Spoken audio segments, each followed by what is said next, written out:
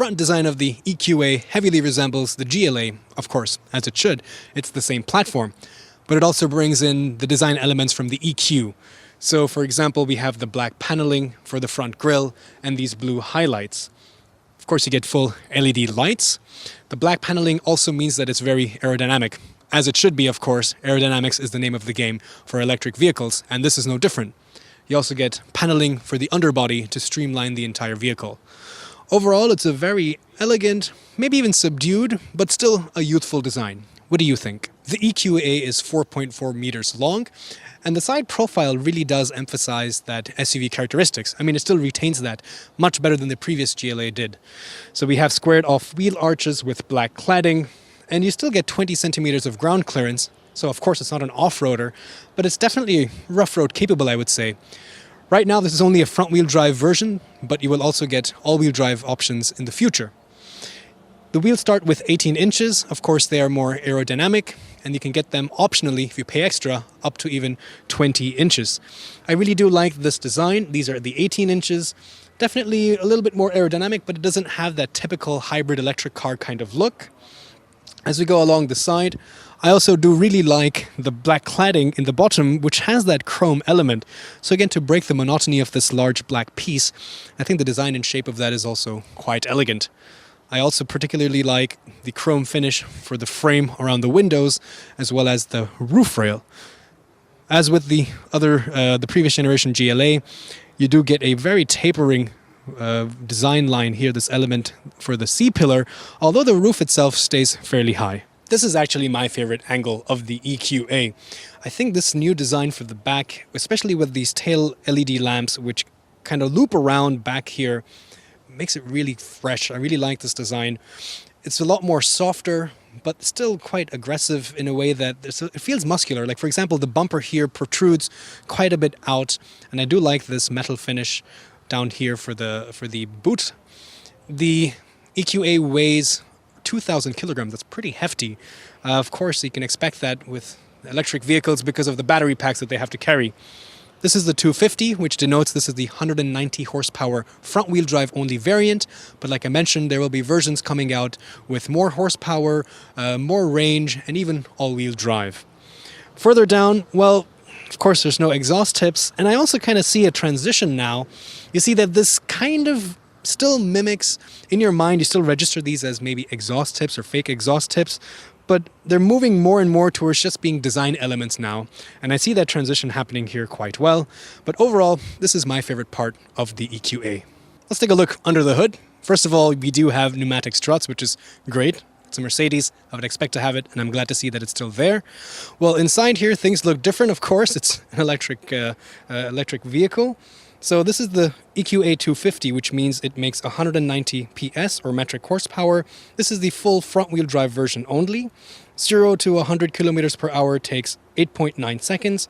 VMAX is 160 kilometers per hour. It comes with a 66.5 kilowatt hour battery. Charging this from 10% to 100% with a wall box takes 5 hours and 45 minutes. 10 to 80% with rapid charging takes only 30 minutes.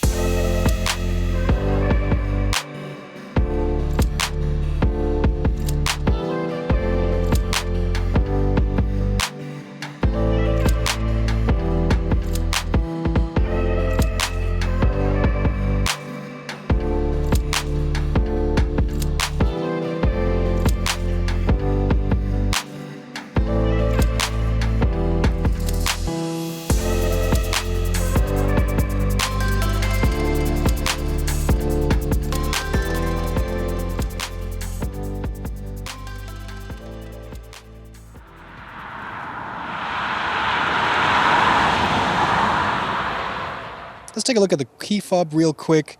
Lock, unlock, automatic tailgate, but I really like this sleek rose gold finish. It looks very fashionable. Anyway, keyless entry. Approach the car, put your hand on the door handle. It will unlock automatically. The wing mirrors extend. The door feels quite heavy, which is nice. Always, it's more psychological, you know, you feel like it's good quality when the doors are heavy. And it opens fairly wide, so ingress is very nice and easy. Inside, of course, more rose gold here on the vents and across the dashboard. Also, if we take a look at the seats real quick, there's more rose gold there. This version has manually adjusting seats, but a lot of adjustments nevertheless. If we take a look at the door, we can already talk a little bit about the materials that are being used. Soft touch on the top, very soft here. I do like this finish. I also like that it's not just one kind of a pattern. It's a gradient, so it starts off thinner and gets bigger. I like the chrome door handle. Feels pretty solid. Nice door pockets as well, and typical Mercedes switchgear. Let's sit inside. Very easy, not much of a step up, plenty of height. There's also a door handle for the driver, which is always great. Again, very nice interior. I like this new, very long twin display system. Nothing new for Mercedes, but it's good to see that. Steering wheel also very nice, reminiscent of the AMG steering wheels used to get before, but now this kind of a sporty steering wheel is available here as well. Plenty of headroom. There is no panoramic sunroof, and again, this tall body means that I have a lot of room. I do have ability to put the seat even higher, although personally I don't enjoy that. I always like to have a low seat, the lowest possible. But yeah, overall, very spacious on the inside. The steering wheel has a lot of different controls on it. On the left-hand side, you have the controls to actually navigate through the virtual cockpit. These are nice trackpads, so it's very easy to go through the options, and you get a little click sound to show you if you've made any, navigation. Assistant system controls over here. This is system control for the main menu, as well as your audio and telephone controls. In the back, you do have paddle shifters. Of course, this is electric, so what this really does is change the program for the regeneration or the recuperative braking system. Now, this virtual cockpit is highly customizable. At a very global level, you can change the overall look and feel, rather the style. So, for example, you can have sport, and now the colors and the graphics all change for this new style. But I personally prefer the progressive because I think it suits this EQ electric style a lot more. Animations are pretty nice, but regardless, even within this style now you have a lot of different options. You can choose what you want to see in the middle, for example your consumption or the speed. You swipe to the left on the steering wheel, you can change what you see here, maybe some audio or the speed. Similarly, you have different options for the right side. Of course, in my opinion, the most useful here would be the navigation. As we go further right from the steering wheel, there are 3 large turbine-like vents, rose gold, also with this ambient lighting, which really looks good because it reflects off of this shiny chrome ring. Glossy black, which I'm not the biggest fan of, but I like the overall look of it because there's soft touch textured plastics here. That pattern inlay that we saw on the door here, more ambient lighting, more rose gold. So overall, a very contemporary design. I also really appreciate the fact that there are actual physical buttons, toggle switches for the climate control, as you see here, 2 zones here in the front.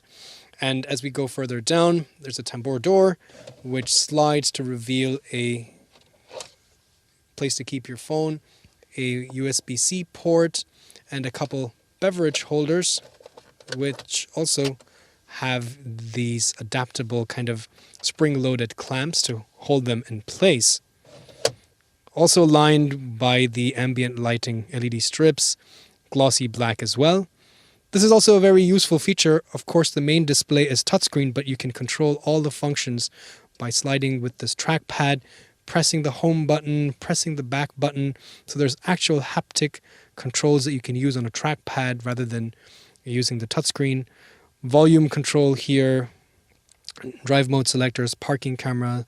So all the hotkeys, the shortcut buttons, and you also have a nice little knob to rest your palm on to control this. So I think this is a good combination of touchscreen, trackpad, buttons. There's a well-padded armrest which opens up to reveal a cubby hole, a couple USB-C ports as well. By the way, there's also an inductive phone charger. Let's take a look at the infotainment system. Of course, this is touchscreen, but like I mentioned, you can also control this with the trackpad. Let's start off with the EQ because, of course, this is quite special. Now you get access to the Mercedes Me network of charging points, which has over 175,000 charging stations within Europe, so pretty useful. In fact, the navigation also has what's called as an electric intelligence system. Now, when you set a destination, it will look into perhaps where there would be charging stations available. If you need to stop to make a charge on the way, it will try to optimize that. It will also take into account the weather. So if it's really cold in one area, it will try to avoid that perhaps so that you don't have to use more energy in heating the cabin. It will also take into account topography to avoid climbing hills and traffic, of course. So a pretty intelligent navigation system. You also have, of course, radio and a lot of controls for the ambient light. You can change the color and the brightness, and I think it looks really nice at night. You also have smartphone connectivity with Android Auto and Apple CarPlay, which is very useful, and several other internet-based applications. Overall, I think it's a fairly intuitive and a very easy system to get the hang of. And too many settings are never a good thing, but in all honesty, I think this is something you would spend time on the first few days to set everything up, and then you kind of just leave it and maybe change a few things here and there. You have a lot of assistance systems for parking and camera, traffic sign recognition, active lane keeping assist, active brake assist, attention assist, blind spot monitoring, and route-based speed adaptations. There's also a head-up display, which is really vivid. I really like the colors. It's quite large compared to some other cars. And you have 3 sections again. Even there, you can choose what you want to see in each section. Another thing I like about this navigation is this augmented display that shows you where you have to make the turn. Of course, this does mean that you have to look at the screen and not look at the road, but it's a nice feature to have. All right, let's take a look in the back seat. The door opens not completely 90 degrees, and it does feel a little bit tighter than the front, which means that, for example, putting your child seats might not be the easiest, but you still have a fairly tall door, and the ingress is quite easy in terms of the height, but there is a little bit of, the wheel arch impedes a little bit. Nevertheless, let's try it out. I have a handle as well. Yeah, not too bad. Not much of a step up. But the back seat is perhaps not my favorite. And as you can see, I'm sitting fairly knees up. There's not much under thigh support because of the low bench. I do have a little bit of space to slide my feet out in the front. Plenty of knee room. The seat is set to my driving position. I'm 5'8" or about 1.73 meters. But yeah, again, because of the batteries in the floor, perhaps there's a little bit less. They had to keep the seat a little bit lower. Headroom is plenty. I have quite a lot. Again, the lack of a sunroof helps.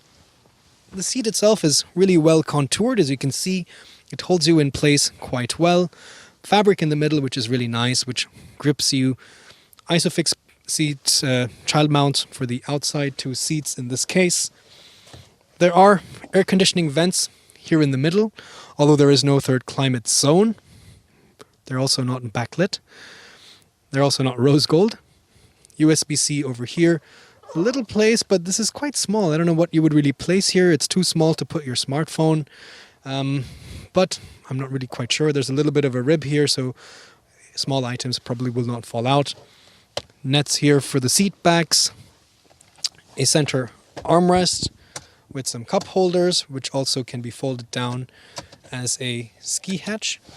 But the seat itself is not reclinable. So this is what you see is what you get. You can't make it go further back or be more upright. So not the best, but not the worst either. There's an automatic tailgate, so you can swing your foot under the bumper or use the button on the key fob as I just did. And there you go. You get 340 liters of boot space. Very rectangular, might I say, because it's now, there's not much impeding. The wheel arches don't impede so much, so fitting items is a lot more easy. Not too much of a loading lip either. You don't have to lift it over. The floor is actually the highest level, so very easy to load things. Down here, you get your charging cables and tire repair kit.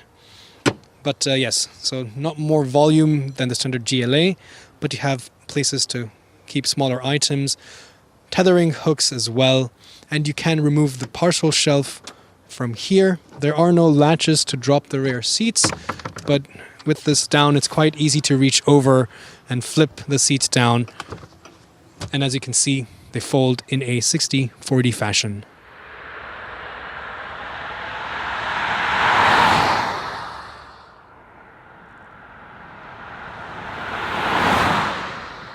Let's talk about the EQA. We're starting our drive out here on the Autobahn, and let's first start off with the assistance systems.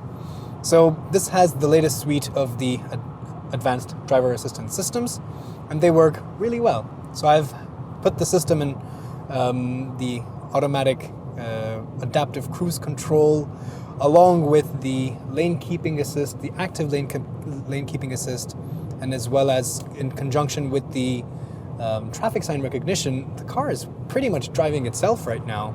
It's checking to make sure that there's plenty of space with the car in the front to be safe. It is ensuring that the car is in the middle of the lane. It's not reactive, so it's not, ping-ponging me between the lanes. It's keeping me in the middle. And it's also checking to see if this traffic, the speed limit changes. So if it's becoming, right now it's 120, if it changes to 100 or something like that, it will automatically adjust the speed set for the adaptive cruise control system. So very safe. This is a system that honestly I've grown accustomed to these days. And I think on the Autobahn it's really great because you're doing long hours. It gives you the ability to enjoy the surroundings, share a few laughs with your passengers, and be confident that there's a safety net for you to fall back on. Apart from the advanced driver assistance systems, what I really like is the head-up display. Now, head-up displays are really old news, but this is so vivid. It's actually quite large, but if you don't like a large head-up display, you can remove certain elements. But to be honest, it's about, in my line of sight, about 70% the size of the actual virtual cockpit here. And because they're all very brightly lit, very vivid colors, it's so easy to see. And I never have to take my eyes off the road for anything. And they're also very customizable views. So I'm actually really happy and quite surprised, pleasantly surprised with that. Nevertheless, you have a whole plethora of information here on your virtual cockpit, as well as here on the touchscreen infotainment system. So you have to make sure that it doesn't get too distracting. Now let's talk a little bit about comfort. The driving mode selector, by the way, is down here, and you have different driving modes. And right now, like I said, I'm in comfort because I think this is a good way to test the overall balanced characteristics of the car. Eco, of course, it will definitely get better range, but the performance really does feel strangled, especially in an electric car.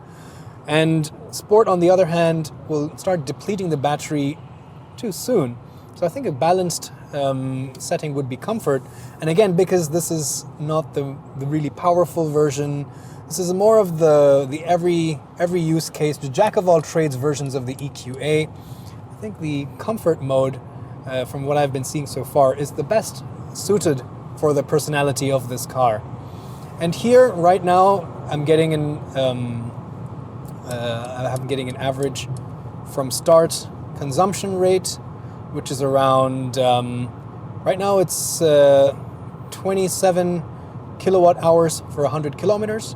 I'll report back on that later on, but the distance to empty, or the range, still reads 350 kilometers, so no range anxiety for now at least. Because there's the lack of an internal combustion engine, there's really no vibration coming in through the steering wheel or through the pedals, although right now I don't even have my feet on the pedals.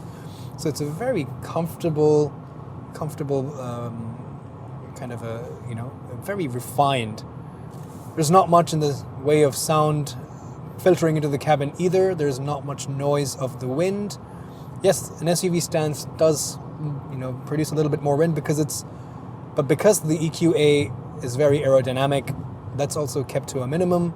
The tires are also very quiet. Now I'm running on 18-inch wheels, and this also really helps make that the tire noise significantly less. Seats are also pretty comfortable. although I must say they're a little bit firm, not too firm. Ooh, in the tunnel now, the ambient lights look fantastic. The way they light up the air vents, I really particularly like. Yeah, so the seats are a little bit on the firm side, but there's a lot of adjustments. You can raise and lower the angle of the base. The entire seat can be raised and lowered. Of course, you can recline the back. You can extend the underthigh support, lumbar support, but they're all done manually in this version, which is not the end of the world. The seats are also, I would say, a little bit on the narrow side. So definitely, if you're interested in considering this car, make sure you spend time on a slightly longer test drive and see how you fit and how you feel with these seats. Visibility is also really nice. Large windshield in the front, tall windows on the side, and the view out back is also pretty good because of that fairly tall and upright rear window. So if we were to talk about dynamics, of course, because of the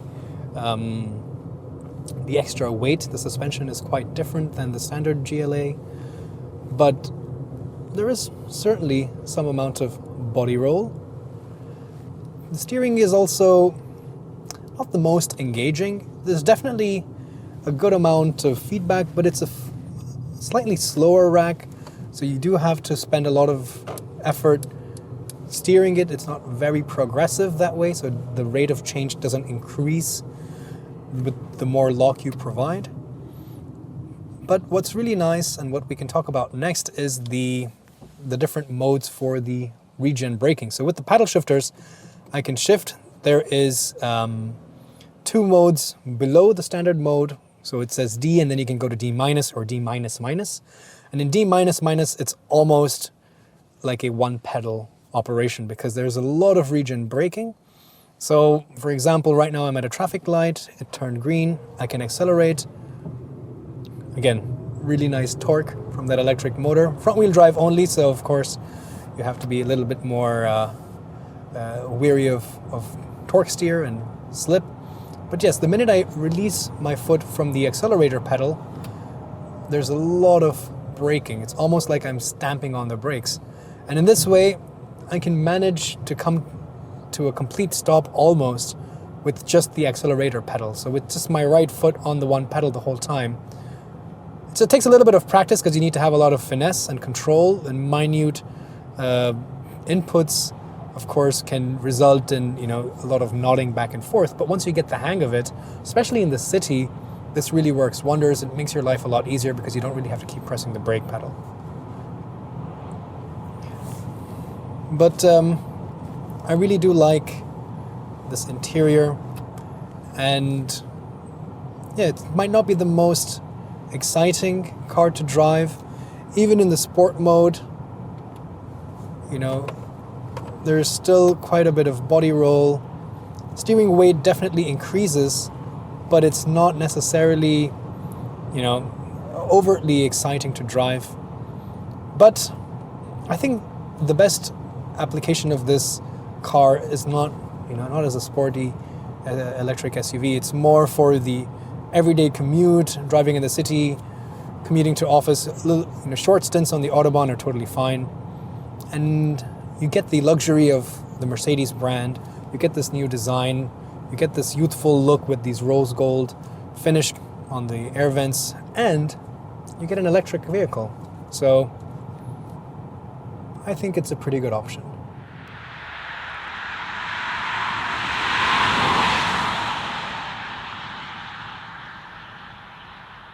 Let's summarize today's episode of the EQA. The version that we drove today is the EQA 250, and prices for this start at around 47,500 euros here in Germany. It's a little bit expensive when you compare it with its non-premium compact electric SUV competitors like the Kia e-Niro. But what are you getting for that money? Well, you're getting the Mercedes brand, you're getting this nice design, you're getting that lovely interior, and you're getting all of that technology. In the end of today's drive, we were seeing numbers around 20 kilowatt hours for 100 kilometers, which I think is respectable. Of course, there's a lot of variables that you have to consider. If you keep it in eco mode, drive it in the city, and if it's a little bit warmer and you don't need the air conditioning that much, then perhaps you'll see better numbers. So what did I like and what did I not like? I really like, again, the design. I like the interior space. It's very compact, very easy to maneuver in the city, really great turning circle, but at the same time, there's enough space. It's fun to drive without being sporty, but that's okay. If you want a sporty version, there's more coming out in the future, but 190 horsepower front-wheel drive is enough. Plus that electric motor gives you instant torque, so you get that little rush of adrenaline as well. What I didn't like so much are the back seats, to be honest. I think you're sitting very knees up and it doesn't feel that comfortable or luxurious. Of course, you have the battery pack in the bottom. So overall, I think it's a really good choice if you're willing to spend that much money. But don't forget, you will get quite a lot of rebates from the government for buying an electric car. So it might make sense. Plus, leasing as a company car is definitely a good idea. Let me know what you think. Put it down in the comments below. Thanks for watching, and I'll see you guys next time.